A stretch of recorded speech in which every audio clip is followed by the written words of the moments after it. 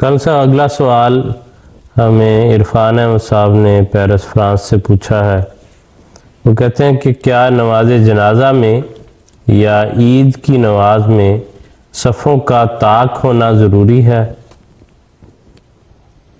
بات یہ ہے کہ ہمیں کسی آیت یا حدیث میں یہ تذکرہ نہیں مل سکا کہ نماز جنازہ کے لیے یا نماز عید کی خاطر طاق صفیں بنائی، لیکن اگر کوئی بنا لے تو اس پہ کوئی حرج اور ممانعت کی بات بھی نہیں ہے۔ دراصل بات یہ ہے کہ ایک حدیث ہے، رسول پاک صلی اللہ علیہ وسلم فرماتے ہیں ان اللہ وطر، اللہ تعالیٰ ایک یحب الوطر، اور وہ طاق چیزوں کو پسند کرتا ہے۔ تو اس حدیث سے استدلال کرتے ہوئے لوگوں کی کوشش ہوتی ہے کہ ہم ہر بات میں طاق پہلو کو جائیں، صفیں بھی طاق بنائیں اور جو ہوں وہ طاق بنائیں، ورنہ یہ کوئی ہدایت نہیں ہے، کوئی لازمی پابندی نہیں ہے۔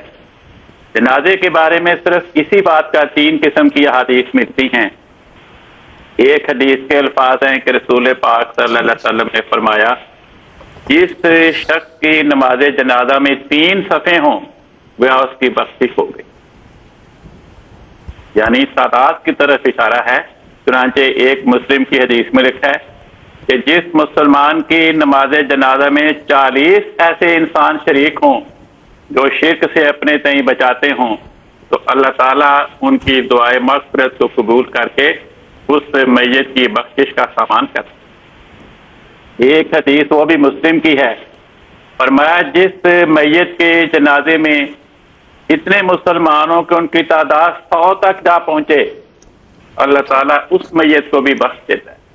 تو یہ تذکرہ ہے کہ جتنے زیادہ مومن کسی میت کی نماز جنازہ میں شریک ہوں گے اس کی مغفرت کے لیے دعائیں کریں گے، اس کے لیے اتنی ہی خوش نصیبی کی بات، ورنہ یہ کوئی ہدایت اور پابندی مجھے نظر نہیں آئی کہ لازمی طور پر وہ طاق صفیں ہوں تو ٹھیک، اگر طاق نہ ہو تو پھر نہیں۔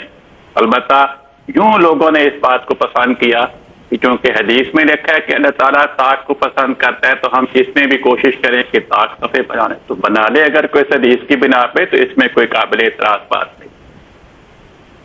ٹھیک ہے کل صاحب، بہت شکریہ، جزاکم اللہ خیر۔